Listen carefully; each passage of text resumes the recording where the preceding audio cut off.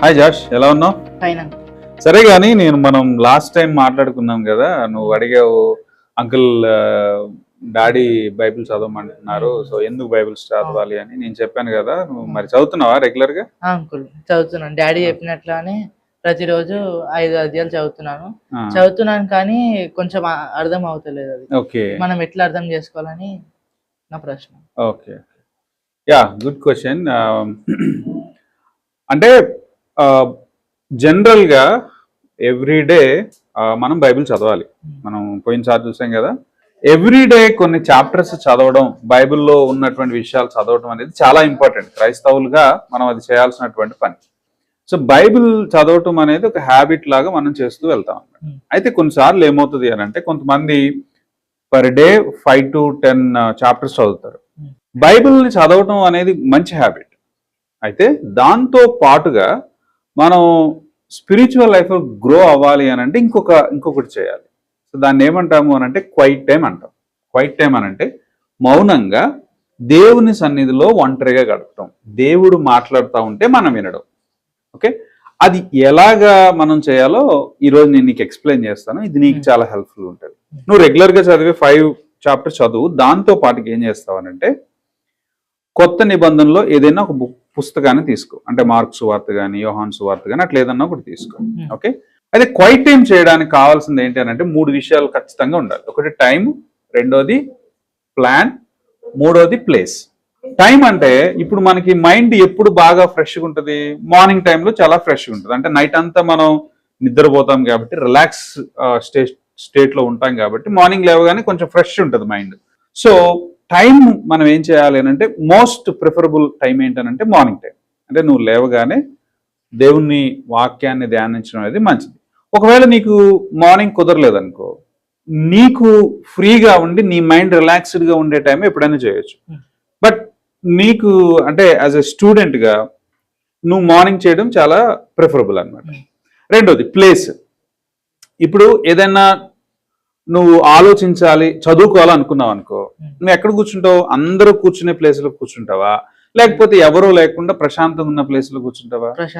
అది నీకు ఎలాంటి డిస్టర్బెన్స్ ఉండకూడదు. ఎలాంటి డిస్టర్బెన్స్ లేని ప్లేస్లో కూర్చొని చదువుకుంటావు.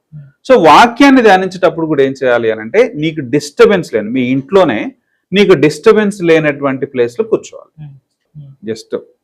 జస్ట్ ఫేస్ వాష్ చేసుకొని కొంచెం రిలాక్స్ అయిన తర్వాత అప్పుడు వచ్చి కూర్చొని క్వైట్ టైం స్టార్ట్ చేయాలి. క్వైట్ టైం స్టార్ట్ చేయడానికంటే ముందు నీ దగ్గర ఫస్ట్ బైబిల్, పెన్, నోట్బుక్, ఈ 3 కంపల్సరీగా నీ దగ్గర పెట్టుకోవాలి. పెట్టుకున్న తర్వాత ఏం చేయాలి? ఫస్ట్ ఏం చేయాలంటే ప్రేయర్ చేస్తాం.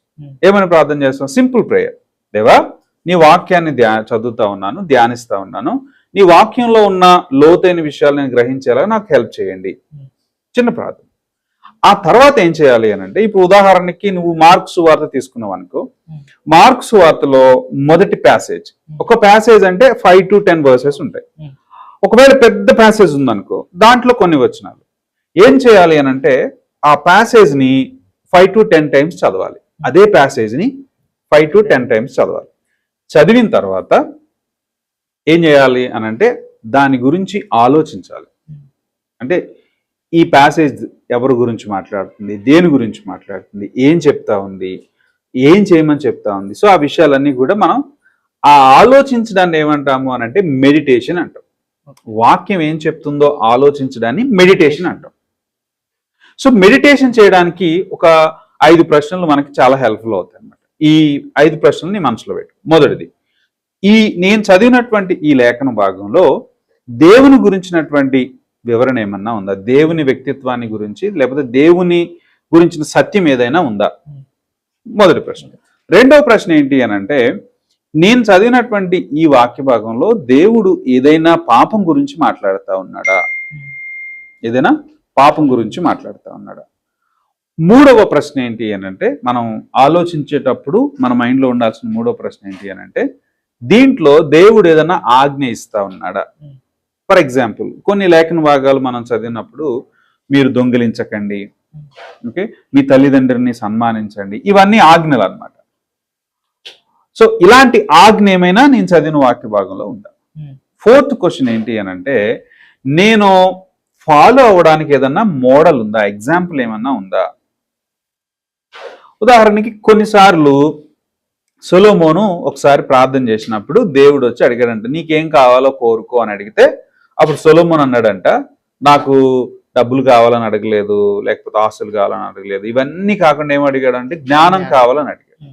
అది ఒక మంచి మోడల్. ఓకే, అయితే కొన్ని బ్యాడ్ మోడల్స్ కూడా ఉంటాయి, బ్యాడ్ ఎగ్జాంపుల్స్ కూడా ఉంటాయి అన్నమాట.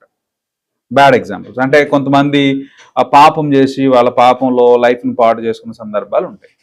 అలాంటివి మనం అనుసరించకూడదు.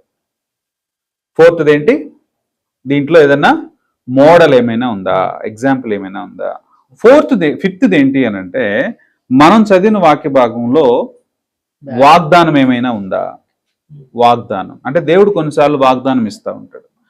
పోయినసారి నేను చెప్పాను కదా, యెహోషువకి దేవుడు ఒక వాగ్దానం ఇచ్చాడు, జడియకము భయపడకము, నేను నీకు తోడుగా ఉంటాను, నిబ్బరము కలిగి ధైర్యంగా ఉంటాము. లేకపోతే ఇదిగో నేను మిమ్మల్ని అనాథలుగా విడిచి వెళ్ళను, ఇదిగో సదాకాలం నేను మీతో కూడా ఉన్నాను. సో ఇలాంటి వచనాలు ఏంటంటే మనకు వాగ్దానాలు అన్నమాట. ఈ 5 ప్రశ్నలు పెట్టుకొని మనం ధ్యానించాలి, ఆలోచించాలి, వాక్యం ఏమైనా చెప్తా ఉందా. అప్పుడు మనం ఏం చేస్తాము, ఒకవేళ ఆజ్ఞ ఉందనుకో ఏం చేస్తాము, విధేయత చూపిస్తాం. దేవుని గురించిన సత్యం మనం తెలుసుకున్నాం, దేవుని గురించి కొత్త విషయం నేర్చుకున్నాం అనుకో, అప్పుడు దేవుని ఆరాధన చేస్తాం. ఇప్పుడు ఉదాహరణకి నేను దేవుడు ప్రేమాస్వరూపి అనే విషయం తెలుసుకున్నాను ఆ వచనంలో నుంచి, అప్పుడు ఏం చేస్తాను, దేవా నువ్వు ప్రేమాస్వరూపి అయినందుకు నీకు వందనాలు అని చెప్తాను. ఒకవేళ ఆజ్ఞ ఉందనుకో, దేవా ఇదిగో నేను నా తల్లిదండ్రులను సన్మానించడానికి నాకు హెల్ప్ చేయండి అని ప్రార్థన చేస్తాను.